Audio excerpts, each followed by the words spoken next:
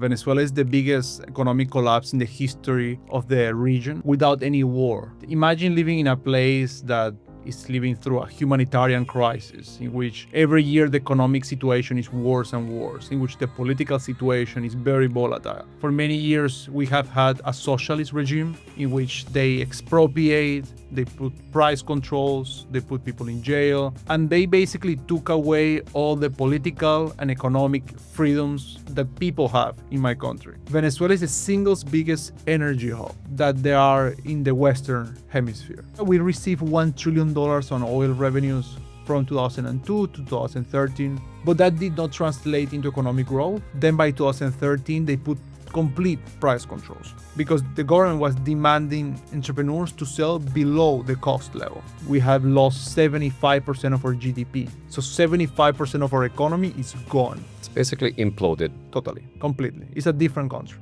Poverty increased from 40% of population to 90% of population, which means that you don't make even $1 or I think $2 per day. It's extremely poor country. It's the poorest in Latin America, when before was the richest by far.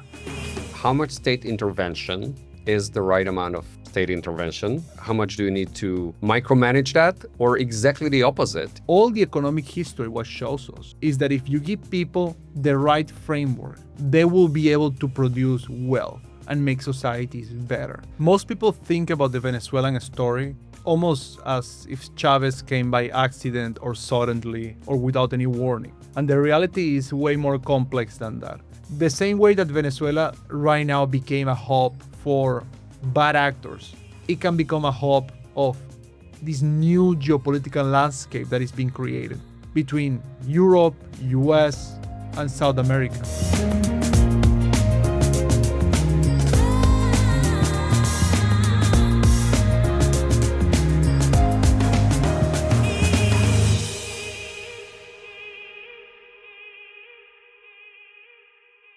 Hi, welcome to the next episode of Beyond the Bubble. As always, we'd be super grateful if you put a like on the YouTube channel or follow us on Spotify or on LinkedIn. Today's conversation is with Jorge Jraissati, who is a Venezuelan economist, also American, who speaks with me about the past, the present, and the future of Venezuela, what it means for Europe, what it means for Iran, what it means for China, how things come together when you have unlimited amount of oil, but very, very bad political leadership. So our conversation was very far-fetched from specific issues linked to Venezuela and also topics that are general and deep lessons of how a country succeeds or fails. Enjoy the conversation. Hi, welcome, Jorge. Thank you very much. Pleasure to be here. It's great to have you because you are wearing, two hats. You're wearing many hats, but two hats we are especially going to be focusing on is the fact that you're a Venezuelan-American economist. So it's your Venezuela hat. And the other one is you being an economist and being an expert on debanking and financial issues at large. But I think these two really come together in many ways, but we will talk about them perhaps in separate takes. Yeah, they do. Both issues are essential to economic freedom, and which is essential to political freedom at the same time. So maybe let's start very briefly with your story. So you grew up in Venezuela, you studied in the US, and you find yourself in Brussels. So how does that come together? Yes, I grew up in Venezuela. I lived my entire youth in Venezuela. And imagine living in a place that is living through a humanitarian crisis in which every year the economic situation is worse and worse, in which the political situation is very volatile. So that's the kind of place I grew up with. And that, of course, motivated me to understand better, understand why nations fail, why nations succeed, what economic policies work, which ones don't work. And it made me extremely aware and motivated to make changes in Venezuela. Since I can remember, I've always been, my passion and my motivation has been to rebuild my country, to bring back free markets, rule of law, open trade back to Venezuela, and to make a system that is way more fair.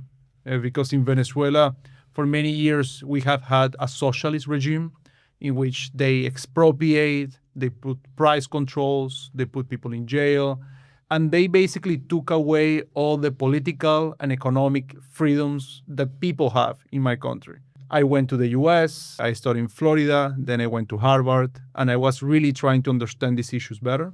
I came back to Venezuela and I started doing research on sanctions evasion, on humanitarian crisis, on many economic issues. And now I'm in Europe again. How was life in Venezuela? As you said, it was constantly deteriorating and essentially thanks to politics. Venezuela is the biggest economic collapse in the history of the region without any war. In the history of the world, there has never been a longest hyperinflation than Venezuela without any war. The same with the migration, biggest migration crisis without any war. Migration meaning people leaving. People leaving, yes. Like 30% of the people left Venezuela. We are like a 28 million country people, and then like 8 million people left. Venezuela used to be a rich country. So we used to be one of the 20th richest countries in the world in the 1980s. Our GDP was 2.5 times the average of the region. It's a very rich country. But I grew up in a country that was decaying and collapsing politically and economically.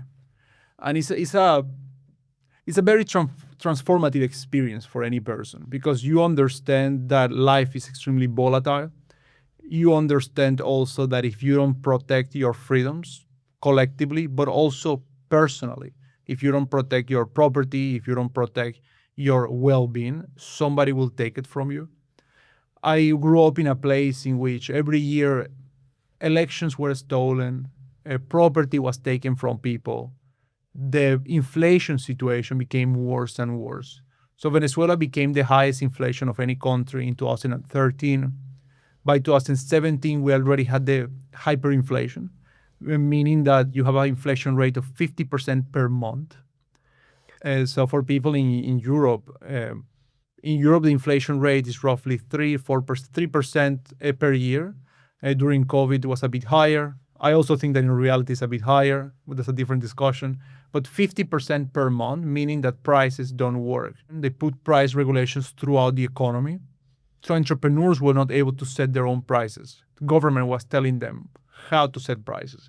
The reality is that this led to bankruptcy of many businesses, factories, distribution, pretty much everybody bankrupt in Venezuela, especially since 2013, which is the year that Maduro took power. But even before, all the policies of Chávez, who was the former president of Venezuela, really destroyed the Venezuelan economy and our ability to produce wealth. So they took the property of over 10,000 businesses. It's price controls, it's also production quotas. So they were telling factories how much to produce, what quality, etc. And it's also currency controls. People were not able to access the dollar or the euro market. They needed to go through bureaucrats to do that. So let's pause for a second. I mean, this is very reminiscent of my Eastern European experience. And I mean, it wasn't really such an experience because I was quite young at the time.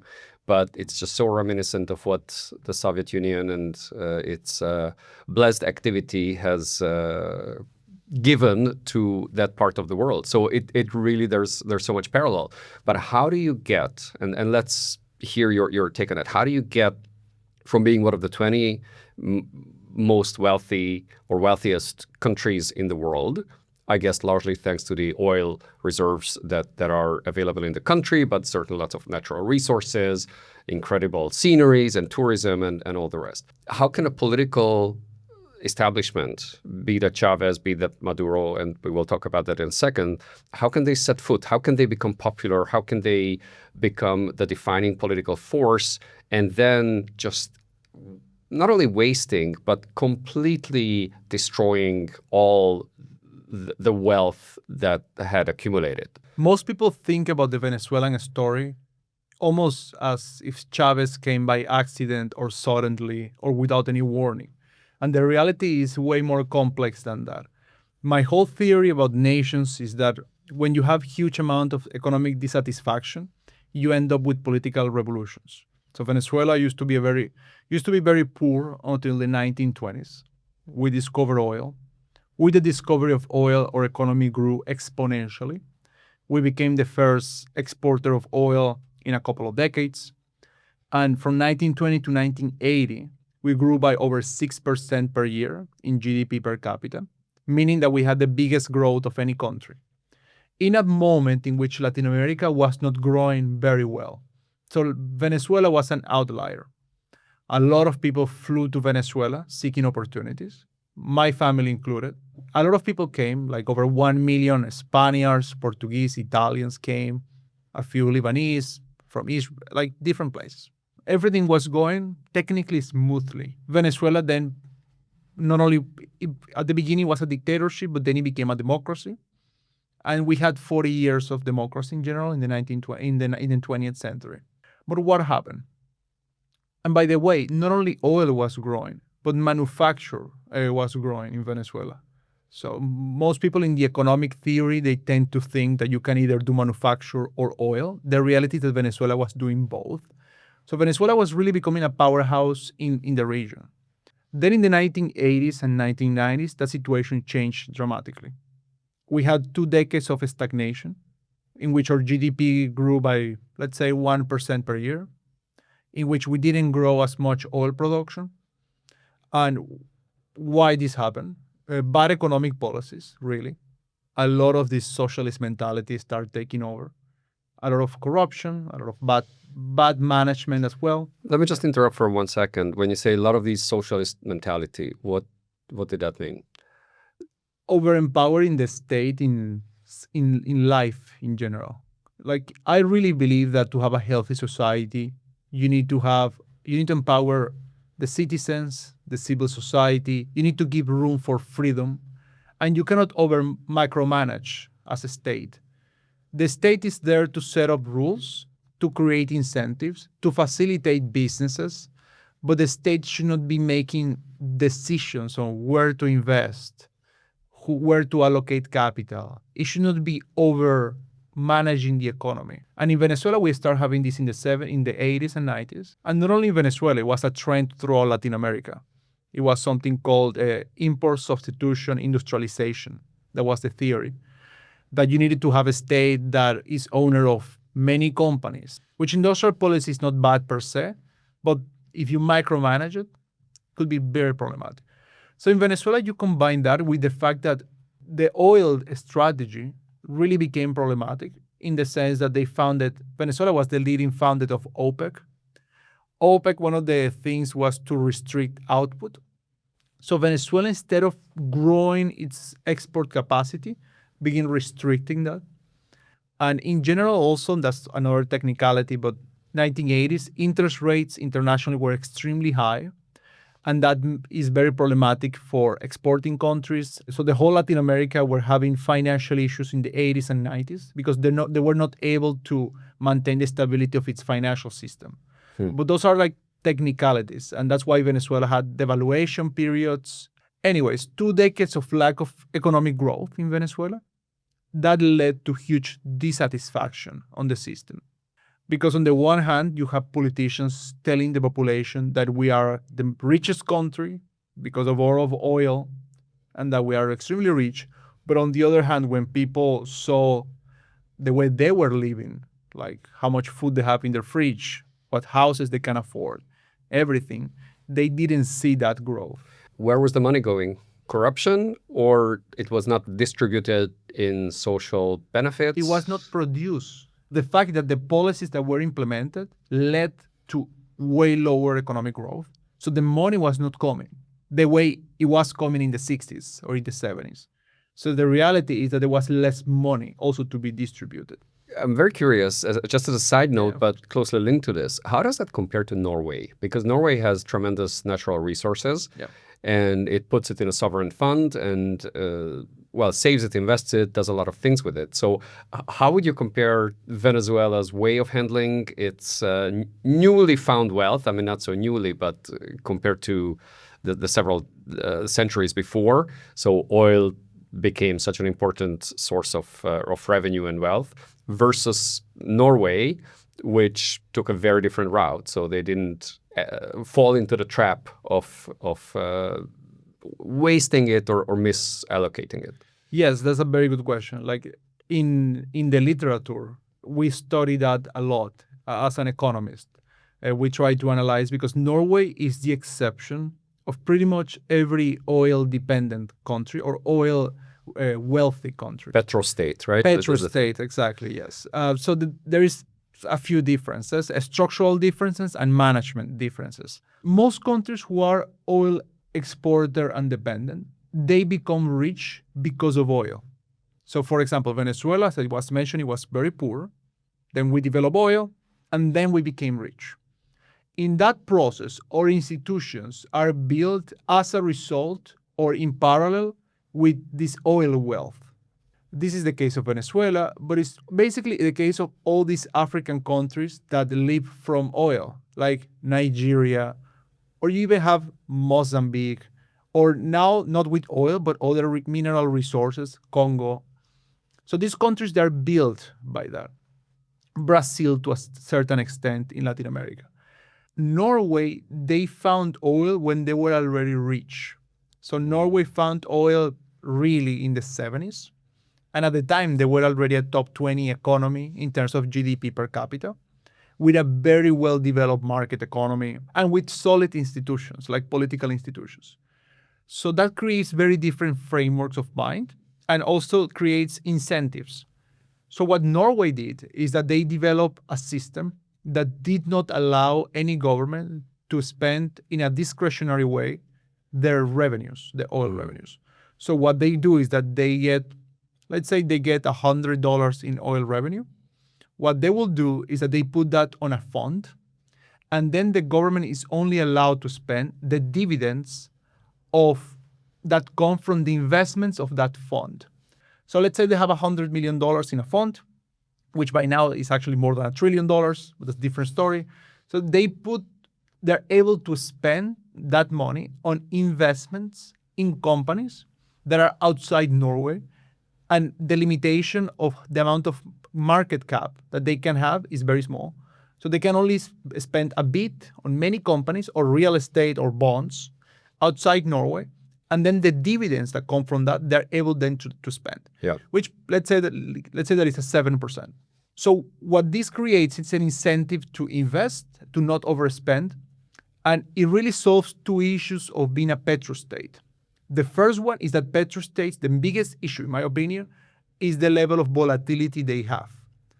Because one year, oil can be at $100 per barrel. The next year, it can be at 60. The reality is that your budget as a government is extremely volatile. In Venezuela, for instance, in the 1970s, our government budget multiplied by 4 in just a matter of 1 year. That creates, then the state becomes gigantic. You feel like you won the lottery. Exactly. And your next thinking is not what's going to happen in 3 years, but do I buy a Ferrari? Exactly. Or some Yes. luxury trip? Yes, and you're a politician. You want to win elections. It's like natural, right? So you make the state gigantic. But then oil goes down, and then you have very big liabilities, and your income goes down. So then you're always in this problem. And if you're a petro-state, when oil is high, your ability to borrow is very cheap. And those times, rich. Yeah, exactly. And those times you actually should not borrow, but you end up borrowing. And then when you actually need the money, nobody wants to lend to you. So then you have this volatility period that Norway just took away by this system. And the second problem is something that economics is called the Dutch disease. The Dutch disease is a problem that petro-states have, which is that you have all this, let's say that your revenue from oil multiplies by 3. You have all this money flowing to your economy. And let's say that the government spends that money. That means that you are overheating your economy because you are putting too much pressure on it. So people have too much money to spend. So your domestic currency becomes overexpensive, overvalued, and your domestic economy becomes overheated of demand. And the problem then is that if your currency becomes overvalued, you cannot export. It's more difficult for you to export because things become more expensive. So people, what they end up doing is that they end up importing everything to try to satisfy this overheated demand. But then you import everything, you destroy your domestic economy, and then the cycle continues because then eventually it will go down. And then you have all these bad incentives to your economy. So to answer your question, that's the way Norway solved these two issues. It's an extremely smart way to do that. It's politically difficult to implement because people want results right away. And I think it's very easy to do if you are already a rich country. If you are not a rich country, the pressure will be to use that money to grow. I just want to bring another point before we go back to the Venezuela story. So there have been quite a few commentary at the time, perhaps still, on how the European Union gives enormous amount of money, funding, essentially free grants, if you will, to a lot of Central Eastern European countries, also many other core EU countries, so to say, or Western, Southern European countries. But that was compared to the oil revenue and saying, hey, here's this influx of tremendous amount of money. How are you going to spend it? Just as a side note, I say you take Hungary, whether it's essentially stolen and channeled into oligarchic funds, or some other countries where certainly there is some part of corruption, but for the larger part, they would spend it really on infrastructure, really on development, really on things. And again, just the whole notion of free money. Right. And free money looks great on the face of it, but it can be a tremendously dangerous thing because of the bad incentives. Yes. If you think about theoretically, if you are a country that is middle income country or poor country, having free money, that if for you to reinvest it, to then be wealthier, theoretically makes sense. The problem is the practicality of that. So theoretically, if you're a country and you receive all this free money, you could reinvest it, right? You could build better infrastructure, better ports. You will improve your financial system. So you will make things so that you grow faster. The problem is that that's the theory, and then there is the reality. And the reality is that when you have this huge influx of money coming to countries, it is very difficult for these countries to absorb that money and to turn it into investable projects. The reality is that a lot is wasted, a lot goes to corruption, and in general, it doesn't achieve the intention they have. When this money is given as loans, it can be even more dangerous because these loans then have to be repaid. And that put pressure into your finances of your government. And the reality is that it will be a future government. So that's the problem. The problem is the incentives they create. In reality, it has almost never worked when you give free money to countries like that. So what works? Countries themselves have to learn how to develop their own institutions and their own economy. Naturally, organically. They can be helped, but they can be helped with, I think, a lot of conditions, and you really need to not overdo it. The problem is that many of these international institutions also don't have the incentives in place. It's like in life, when it's not your money, it's like you don't save it, you don't keep it as well. So what helps? In my experience, from what I have seen, is that countries, they mature, they have process of being mature countries. They need to go through ups and downs. They need to learn what works, what doesn't work. And nothing can be a substitute for a responsible and decent elite of a country. The economic elite, the political elite, the academic elite, like the thought leadership, the people who have position of power. There has to be a social contract among them. It's very interesting what you're saying. On a very personal level, all the way to the real macro level, is with kids, right? Like I think there's this. It's a very similar dynamic. But again, countries are not kids. You would think that they know better, being run by adults or sometimes children in adult bodies. But the idea there is how much are you going to do for them? Yeah. And how much do they need to realize and kind of fight for or realize the best system that works for them? And if it's really coming from the outside, or in this case, having found oil and getting that influx of windfall money, ultimately it can very easily corrupt their own development. And development, we can say psychological sense, but in this case, obviously in a macroeconomic or structural and industrial sense.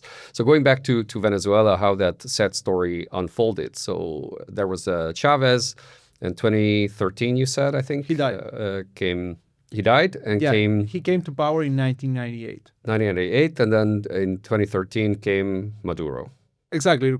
From our previous conversation, like we were saying that 1980s and 1990s was a period of economic stagnation. And people were tired of the system. They thought that the system was not playing fairly to them, was not answering their demands, to their challenges, to their vision, which is a comparison that we can make even with current European countries, by the way. So then when the 1990s happened, people wanted a change. And they voted for a radical change, which was Chávez. Chávez was a guy who tried two coups d'etats in Venezuela in the early 90s. He was put in prison, then he was released, and then he ran for president. He won as president, you can imagine. And people voted for him because they wanted a radical change, and he promised that. So the first year that he was in power, then he proposed the rewriting of the constitution. So we rewrote a new constitution, changed the institutions of the country. The price of oil went high at the time because of the wars in the Middle East. Okay. In 2002, 2003, Iraq, Afghanistan, etc. So oil prices went through the roof, the same way that oil prices are going through the roof today because what is going on now with Iran, etc. So they went up, and that makes his power way higher because you have ability to spend money to do stuff. He also completely politicized the oil industry. So the oil industry was nationalized in Venezuela in the late 70s, but it was independent. He took out all this independence from the oil industry. He fired, I think, 70% of the staff. He fired all the board of the oil company, and he really took over the finances, the operations, and pretty much everything about the oil industry. And then all this money comes that he was able to spend with all discretion possible. Whatever he wanted. Whatever he wanted. So he did it domestically, but he also did it internationally to buy alliances. So he developed a program called Petro-Caribe, which was subsidizing oil for many Latin American and Caribbean countries, to actually get their political support. And domestically, he created a lot of programs in order to get support from people and elites inside Venezuela. So he established his power. Venezuela will receive $1 trillion on oil revenues from 2002 to 2013. Yes, the country really was a windfall, big windfall of oil. But that did not translate into economic growth, which is connected to the conversation we were having before. And the reality is that the country did not grow, but the consumption of the country went up. So people were able to consume a lot of money. But nobody was producing enough because the economy was increasingly being more socialist. So it's the fable of the ant and the cricket, where the ant collects and thinks about the future and thinks about the winter. And then the cricket only plays the music as if there's no tomorrow. And then winter comes and he almost dies of starvation. And I mean, it's exactly that kind of story where you use up the money without actually investing it for the times when the oil price is down, or for the time when oil may not be such an important economic factor. Exactly, yes. So he used all the money coming from oil in order to satisfy people's needs, demands, but not increasing the production capacity of the economy. In fact, destroying the production capacity of the economy for political reasons as well, because having a weak commercial sector makes the state in relation more powerful. He then became sick, Chávez. He ended up dying of cancer in 2013. So Maduro takes power. During those elections, there was many presidential elections. They spent a lot of money. By the way, not only they spent all the money that came from oil, but they borrow insane amount of money. Similar to 20% of GDP, they borrow. The last year, their deficits of fiscal deficits were increasing despite the fact. Why would they borrow? To spend more. Despite having already a lot? Yes. But it was cheap to borrow, so why not? Exactly. Technically, Venezuela's GDP was growing, but it was all consumption. It was all fake. And then when oil went down, in 2014. And already you even saw problems before. So for example, shortages of food, of medicine began in the late 2000s, 2009, 2010, even having this oil well. But then oil went down in 2014, and then you also don't have that money. So The tap is slowly being closed. yeah, so we lost 70% of our oil income in a year. So which oil represents 80% of the government's income. So that means that the money is not flowing. International markets don't want to give you too much money because you are already over indebted. Because Venezuela's, for example, level of debt in relation to their exports right now is, I think, like 10 years of exports to pay your debt. And at the time, it was already like 5 years of exports. So it's over indebted. You get into a spiral. You go into a spiral. Exactly. You cannot pay for anything as a state. And the solution they had was to completely kill the private sector. So their solution was to then attack more the private sector. So if they had price controls, then by 2013, they put complete price controls. So nobody could sell at any real price. You could not buy from food to stuff for your house, to stuff for your car, nothing, because the government was demanding entrepreneurs to sell below the cost level. So people either hide their inventory, which the government then made illegal. So they bankrupt the entire private sector. So you do that, and then you go through a spiral. You don't have money as a state, so you print a lot of money, and that creates the inflation problem. And when countries then join this spiral, it's very difficult to take them out because you don't have a way to take them out. And they didn't do the measures they had to do. So then that's the period in which the Venezuela's real humanitarian crisis began. And in Venezuela, since that year, 2013 to now, which is just 13 years, we have lost 75% of our GDP. So 75% of our economy is gone. It's basically imploded. Totally, completely. It's a different country. Like last time I went there, it's just a different country.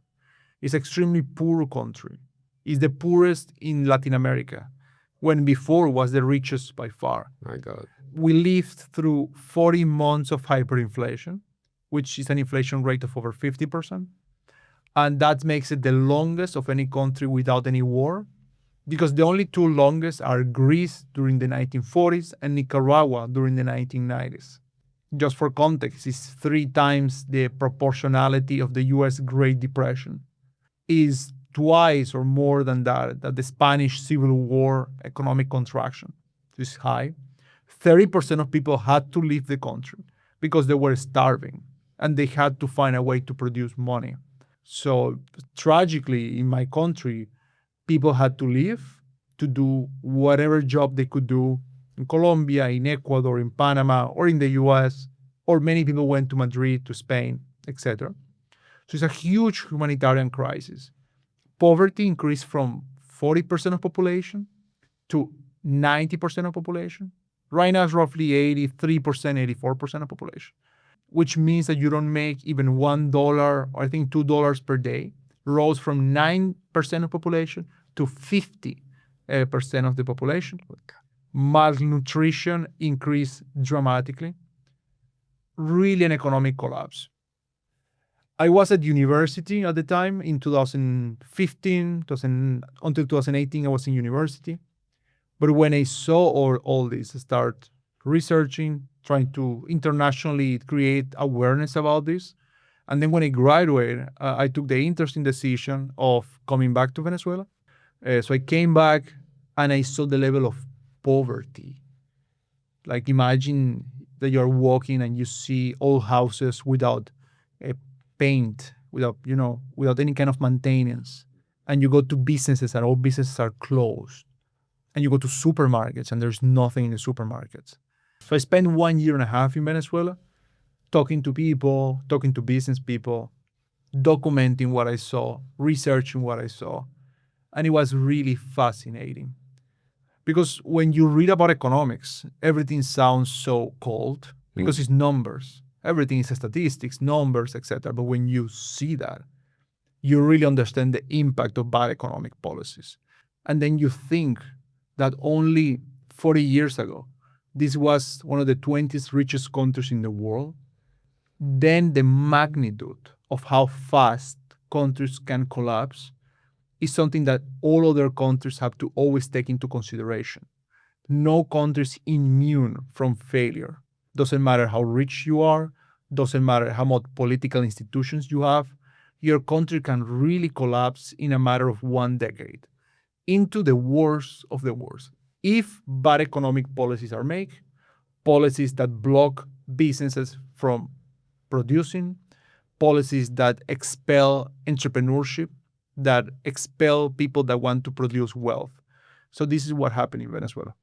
It's an unbelievable cautionary tale on so many levels.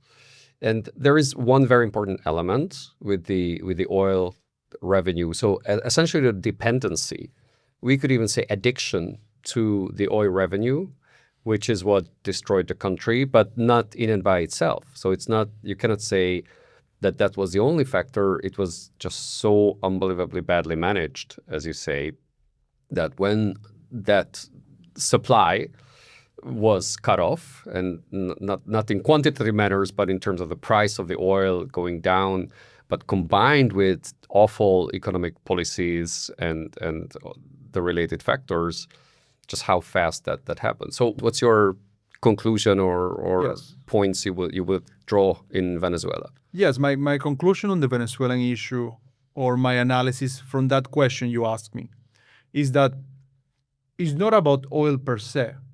It's about the way political actors and countries take this blessing they have and they can turn it into the worst nightmare that you can have. Sometimes people think that oil is the reason of our problems, and that's also not the case, because Venezuela was the only oil country that had this level of problems in this decade. So you don't see other countries. You don't see Brazil, you don't see Nigeria, you don't see Kazakhstan, all these countries having this level of economic collapse. You only see it on Venezuela. So oil is not the source of the problem. It's just the way we in Venezuela behave with the oil, how we took the oil, and the economic policies that the government of Venezuela implemented. So that's the main reason of our collapse. And the reality is that when big percentage of people, they feel abandoned by their political institutions and they feel excluded from their economic institutions, they see that they cannot buy a house, that they cannot get good jobs, that they cannot be entrepreneurial, and that they cannot build a life they want. These same people will vote for anybody who promised to the destruction of the system, because they feel that they have nothing to lose. They feel that they have nothing to lose and that they have to do a radical change. This radical change can go in the right direction, but more often than not, they go into the wrong direction. So with Europe, what I see as somebody I'm not only Venezuelan, but I'm Italian, and I have lived so many years here in Europe. And what I see is that we really need to bring back economic opportunities to people. Young people need to feel empowered economically. If you see all the surveys, the number one concern that young people have is the bad economic outlook they have in their future. So from that perspective, it's a cautionary tale about the importance of right now building a better economy in Europe. I think that's it's a warning. It's a red flag, if you will, to say, unless you create those, and that again comes back to the initial question, is how much state intervention is the right amount of state intervention?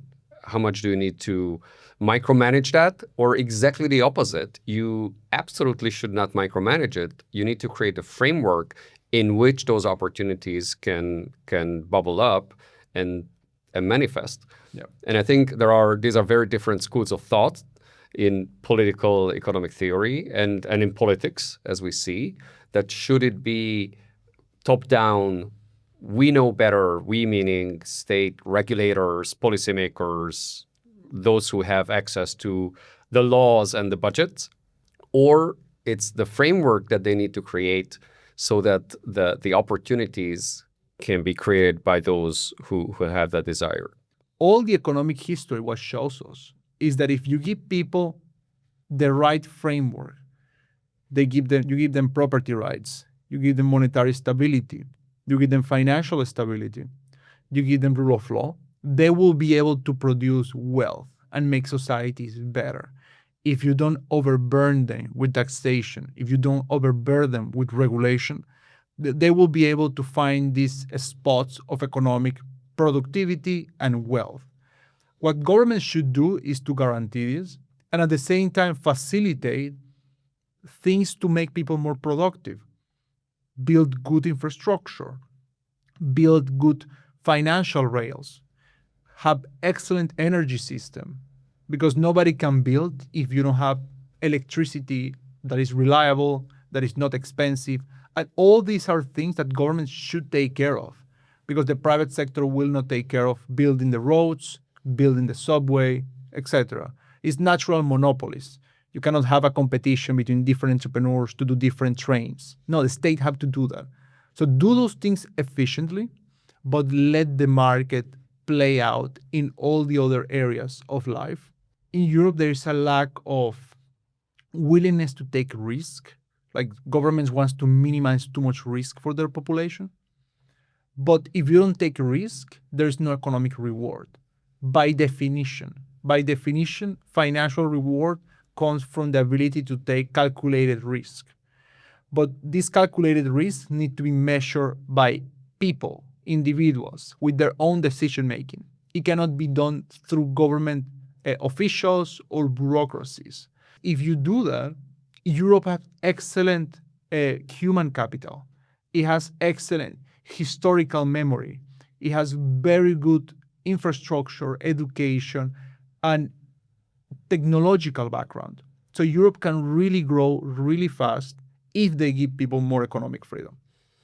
I think this is an amazing blueprint, because no one can realistically argue that the full libertarian approach to say, well, the state should completely pull out of most economic activities, and the government should be absolutely, government is the enemy and not the solution. Well, it's not the solution, but like you say, certain things need to be put in place, and there are, like you said, natural monopolies, and that could be a very stable internet connection that doesn't cut off in the middle of the road if you want to take calls, and you need to have reliable public services and perhaps healthcare and stronger education. So those are extremely important building blocks. But then finding the balance between not saying, well, this is the only sector, or here are the 5 sectors we absolutely push public money into, because maybe that's already a line that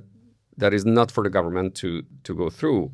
It's really finding that balance between create all the building blocks so that risk-taking can happen. And the risk-taking obviously includes failure, and that includes going bankrupt, because it's an integral part, like a yin-yang integral part of being that. But then you will find another way, or try to find another way with some baseline protections, but not to the degree that you overprotect and then you actually stifle innovation. The way I think about it is that governments should do policies that complement the market, allow the market to function better, empower the market, and not to substitute the market.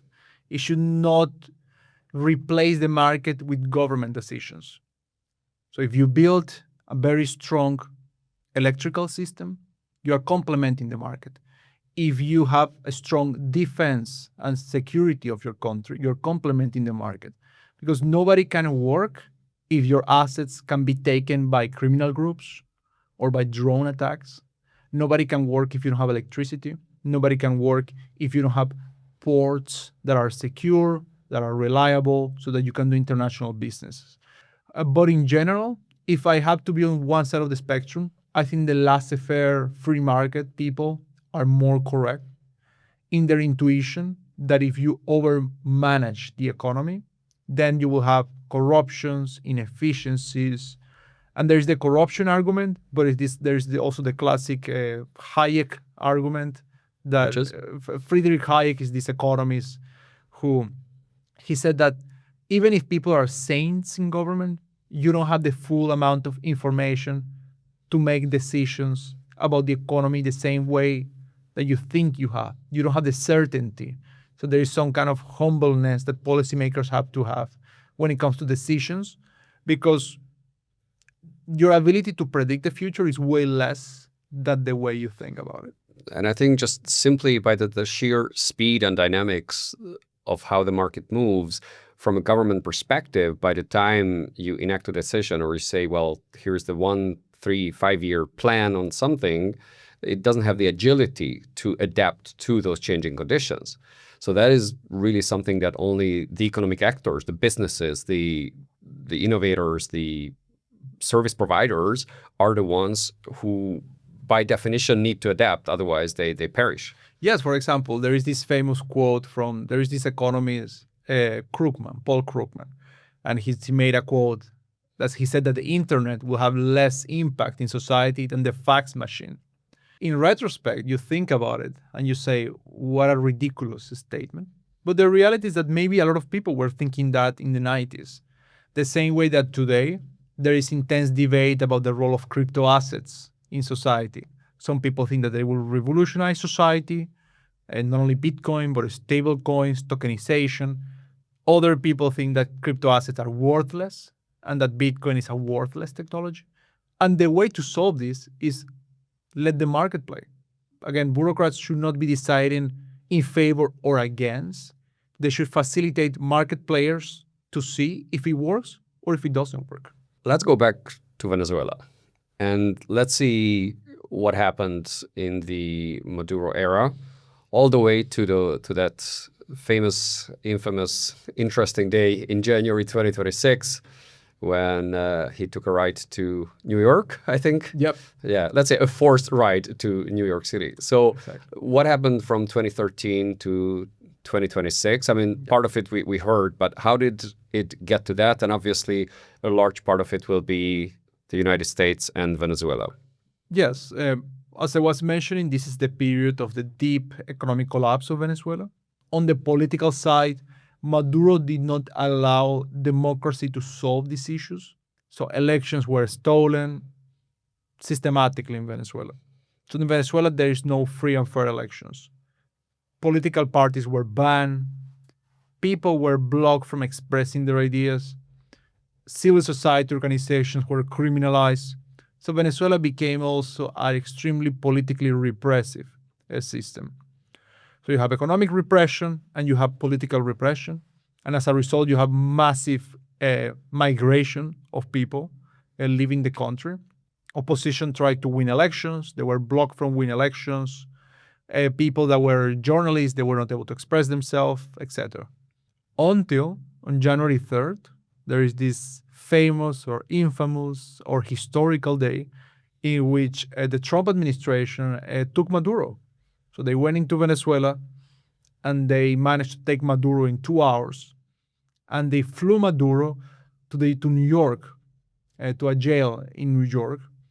And they trial him for drug dealing, narco terrorism. And these are the charges against Maduro. I would say that beyond all the economic and political issues that I have mentioned before, Venezuela has become a highly criminalized country. So drug dealing is indeed a way bigger problem than it was before. Criminal groups took over sectors of Venezuela. So 20% of the Venezuelan territory is taken by different guerrilla groups. You have hubs of Iranian bases in Venezuela. So because of this, then Venezuela became a national security concern also for the United States and a regional concern for Latin American countries. Those accusations were under the first Trump administration still? Yeah. Okay, so not the Biden administration. The first time that Venezuela was mentioned actually on these issues was at the end of the Obama administration. So they were already mentioning Venezuela as a facilitator of this trade. And then Trump escalated the issue, and now Trump is escalating it even more right now.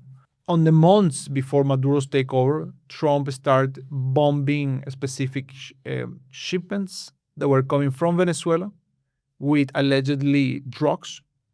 So he bombed these shipments. So that's the situation now. So Maduro was taken, and right now, even though Maduro was taking his wife, Maduro's vice president is running the country with the theory that she will lead a managed transition in Venezuela towards more economic opening, which I think that is going in the right way. I think that the administration is playing this correctly. Administration meaning the Venezuelan or the American? The American administration, like the Trump administration, in the sense that it's managing a slow-paced transition in Venezuela. Markets will begin to open in Venezuela. People will be able to invest in Venezuela again. And hopefully there will be also a political opening in Venezuela with reconciliation also between different political parties, different people, that hopefully will bring justice as well to the perpetrators. But understanding that in this process, it's never as perfect as some people would want it to be. It's really about negotiations, engaging, etc. I'd like to hear a little more about it because, well, some people said it's Marco Rubio running the country from the State Department, but like, how hopeful are you in this? Because, well, now with the Middle East and Iran being on top of the political agenda, it's harder to see what's happening in Venezuela. Was it just a kind of a one-off, very, let's say, intense political move? But then will that lead to effectively more opening and, let's say, a less hostile and a less controversial regime? So you seem, that's what you're saying, where you are hopeful that this is going to be a certain transition and opening. Then is that a realistic expectation? Or is it going to be the same old, just with different people in leadership? I'm very hopeful about it. Many people are already questioning the U.S. government actions on Venezuela. From day one, I was very hopeful. I'm still very hopeful. I'm very optimistic. And I'm giving them my trust as well. Because Venezuela's situation deteriorated for decades, that it is unlikely that it can be solved in one day. There is a plan not only in regards to Venezuela, but they have a strategy, what they call the new Monroe Doctrine, which is that the American continent will be freer than before and more aligned with the US than before. I'm very trustful with Marco Rubio particularly. The Secretary of State has committed for so many years to the cause of freedom in the region. He's a descendant of Cuban immigrants, as far as I know. Exactly. Yes. That doesn't mean that the US will be able to achieve this by themselves, alone. It means that we Venezuelans have to give them alternatives and solutions to many of the governance challenges that there are in Venezuela right now. We Venezuelans have to be able to show them that we can lead a transition as well, that we can be part of this transition, that we can also solve specific issues when it comes to lack of investment, lack of security, lack of entrepreneurship in general. We need to bring back investment to Venezuela because that will also lead to political and economic opening. In some part, and according to some, well, more than theories, but more interpretations, Venezuela is about China because of the oil and because of China's energy needs and the U.S. having control/access to Venezuela in its own, according to its own interest. So I'd be very curious to hear how those come together. And of course, there's Iran, which had very close connections with Venezuela, and it's a state sponsor of terrorism. And now that has been cut off, or at least is being cut off. Energy is the single most important geopolitical and economic factor of the next decades. It's the single most important one. The consumption of energy will double in the US in the next decade. The same in Europe, by the way. The rise of data centers, how much AI consumption electricity, but also in general the electrification of our industries because of the green agenda. And if we live in a period of greater geopolitical conflict and military conflict, that means greater consumption of energy. Venezuela is the single biggest energy hub that there are in the Western Hemisphere. Venezuela is rich not only oil, Venezuela has more oil reserves than even Saudi Arabia. And because of it, domestic consumption is so low, or export capacity or potential is way higher than Saudi Arabia. But Venezuela also has gold and has also mining capabilities. In the 20th century, Venezuela was a huge producer of hydro electricity. Venezuela can do that again. So that's perfectly part of the calculation, the geopolitical calculation of what's happening in Venezuela. When you think about the connection with Iran and the connection with China, China was buying 70% of oil coming from Venezuela, was also buying 70% of oil coming from Iran, because both of these countries were heavily sanctioned by the US and by the EU. So 70% of the oil was going through China. So even higher numbers. I think 90% of Iran's oil Okay. was essentially going to China. But Makes never sense. mind. I mean, it's enormous amount. Makes sense, yes. And both these countries were then deploying all this oil to China. They were selling this with a discount because China is buying sanctioned oil. So from, I don't know about Iran, but in the case of Venezuela, the oil was being sold at a $15 discount. So if the price of oil is, let's say, $60, you sell it by $45. If it's $70, by $55. So that's huge also profit margin. So all this oil was going to China. With these actions, their idea is also to block that. Like, not this oil will not go to China, it will go to refineries in Texas, in Louisiana. The same goes to, for example, the way they want to choke Cuba. Because think about it. Cuba is an oil-based economy, not only, first of all, because of their electrical system, their energy consumption goes through oil, but also they were taking a lot of oil from Venezuela and they were selling oil in international markets and they were making profit from that. It was part of the deal between Venezuela and Cuba, which are close allies. But now that is also blocked. Mexico was selling oil to Cuba for different reasons as well. That's also blocked, or the US is trying to block. That means that Cuba will be starving of oil and starving of energy. That means that the country will collapse. If Venezuela is rich on resources, Iran is extremely rich on resources. Venezuela's crude and Iranian crude are different types of crude, so they complement each other. Crude oil? Crude oil, exactly. Like, one is very hard, very dense, heavy, what they call. Iranian, less so. So they complement each other. So I think it's part of an overall strategy.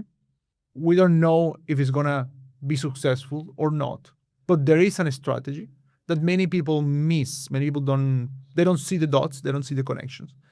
And what we need to do, for example, in Venezuela, is that we need to showcase that we can rebuild the country, that we can become a strong ally again, that we're able to work alongside the Americans to rebuild the political system and the economic system. It means that things will be perfect tomorrow. It doesn't mean that. But you don't break something throughout 3 decades and then rebuild it in 6 months. That's not reality. What do you say to that narrative or commentary that this is just pure imperialism as we had seen in the past decades or centuries? So essentially, Americans are just taking the resources of a country without any care, be that democracy or even the well-being of Venezuelans. It's all cynical, it's all pragmatic, it's all for their own needs and interests. So what's your take on this angle? I don't think so. I don't think so because of the history and the background of, for example, Secretary Rubio. And I don't think so because otherwise they could have done other solutions as well, like less dramatic solutions than taking Maduro. So Venezuela's sovereignty was lost. The Maduro government and the Chávez government gave that away. So we need to rebuild our sovereignty. And the way I see the world is that I would like to rebuild my sovereignty with allies like the United States, also Europe. We want to work close to them.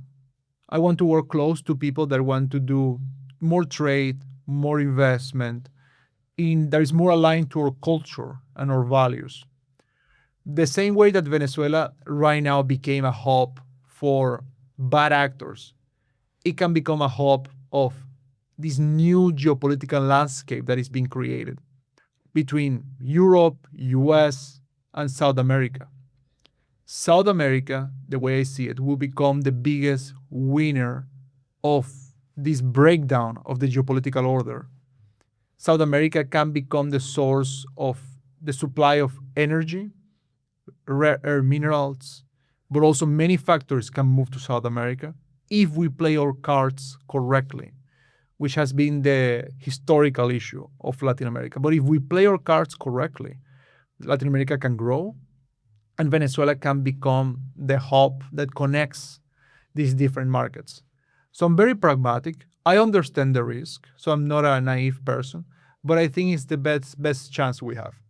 Two more key aspects or actors in this. One is Argentina, now under Milei, and Mercosur agreement and Europe. So how do you see their role in Venezuela's future? Yeah, when it comes to Argentina, Argentina is extremely important because if Milei is successful in Argentina, there will be a trickle-down effect in the region for greater support for free markets and pro-market narratives and reforms. If Milei had failed, or if he fails, because it's still pending, it will have the negative consequences throughout the region. So there's this, I see it from this narrative political momentum stance. And of course, it's great if Argentina does well. It's a big economy in Latin America. The Mercosur agreement is interesting because I think people sometimes, they don't analyze it as deeper as they could analyze it.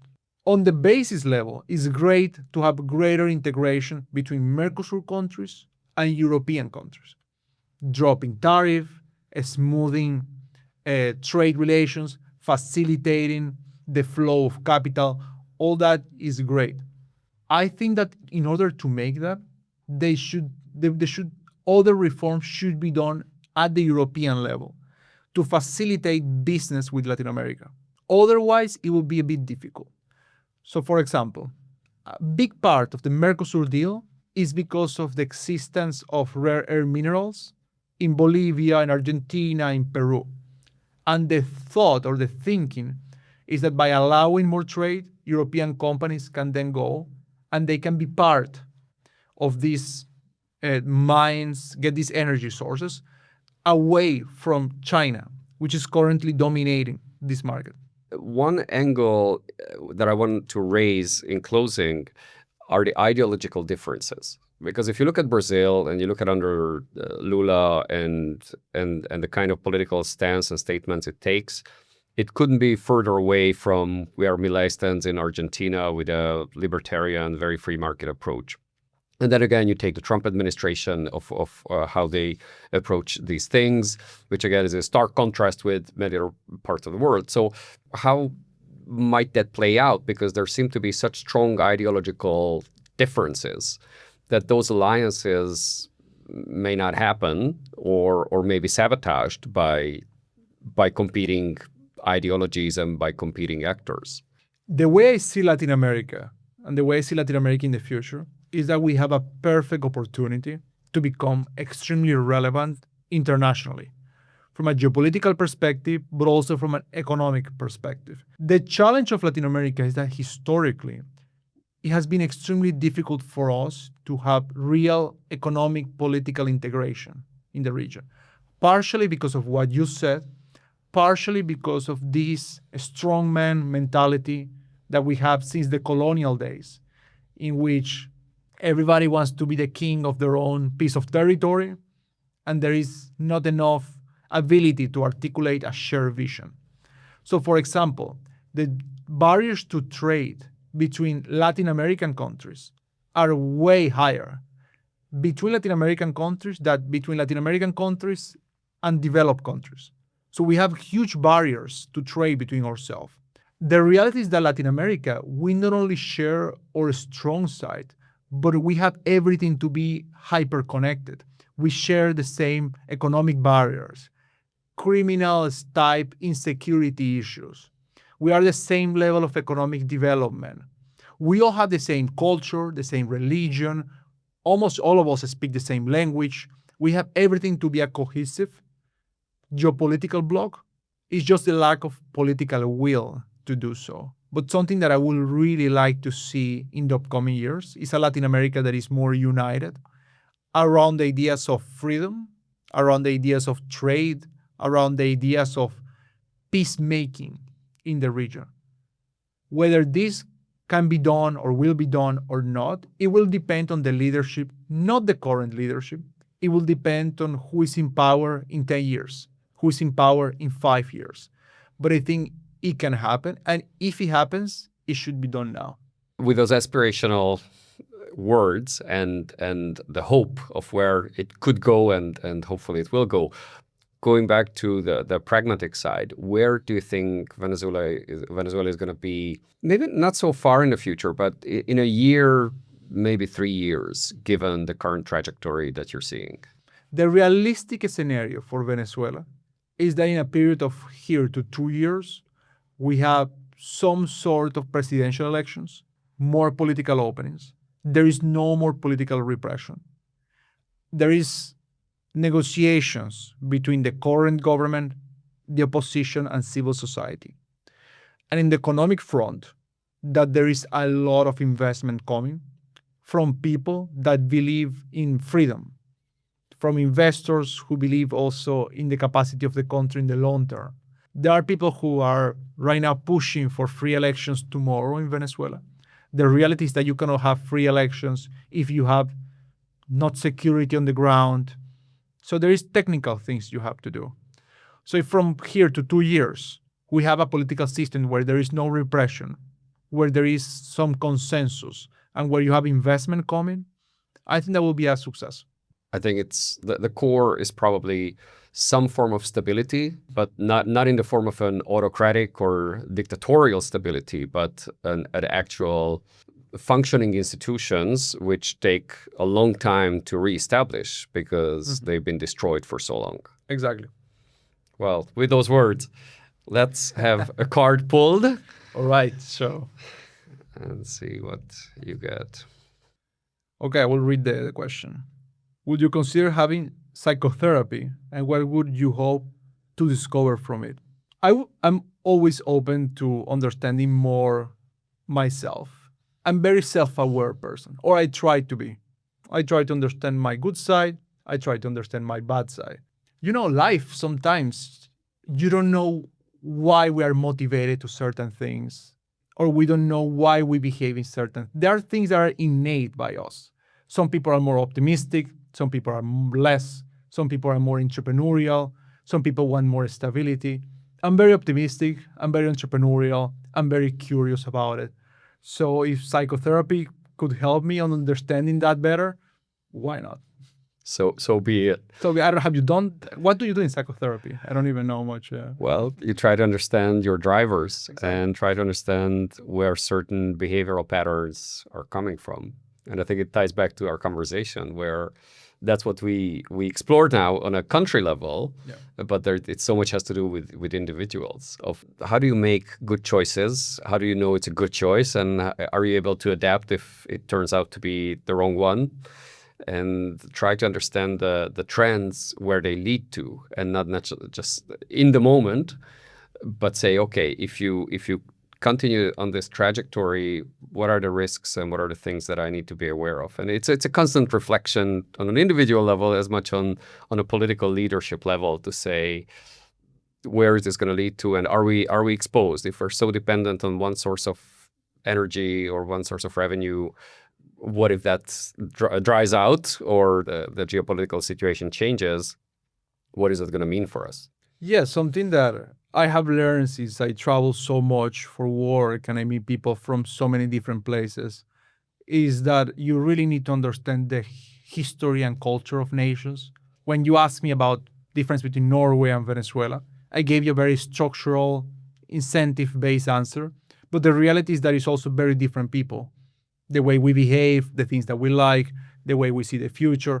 And that, of course, has effect on the institutions that you develop. And I think you mentioned a concept, which is the title of a book. Back then I started but never finished, which is Why Nations Fail. And I think that's such a central topic here to say, okay, what are the factors that lead to such catastrophe, but you can take the good side of why nations succeed.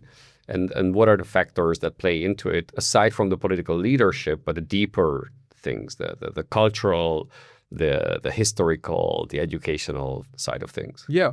I know that we are about to finish the show, but it's a massively important conversation or discussion, intellectual discussion, because you have two trains of thought, or you have two sides. You have the people who always believe that culture shapes institutions of a country. For example, you have the Max Weber, this famous sociologist, who said that the culture shapes institutions. Protestants shape in a certain way their countries, Catholics in a different country, etc. And then you have the materialists, who are usually more connected to the communists, who they think that the economic relations of a country, they shape the country's institutions. So, for example, Marx used to think, or Hegel, or these people, that if you have certain economic relations of people, then people will think differently. And that's what the proletarian think in a certain way, and the bourgeoisie think in another way, and that leads to certain institutions. And the reality is that there's always a bit of both. And there's always a feedback loop between the economic relations that people have and the thinking that people have. So if you are born in a country like Venezuela, you have a certain way of looking at the world. If you are a country like Venezuela and you have all this oil, you have a certain way of looking at the world. But ultimately, human beings and our capacity to decide and to have agency is what makes us either successful or a total failure. With those words, sir, muchas gracias. Gracias a ti. Thank you for being here, and I really enjoyed our conversation. Thank you. Me as well.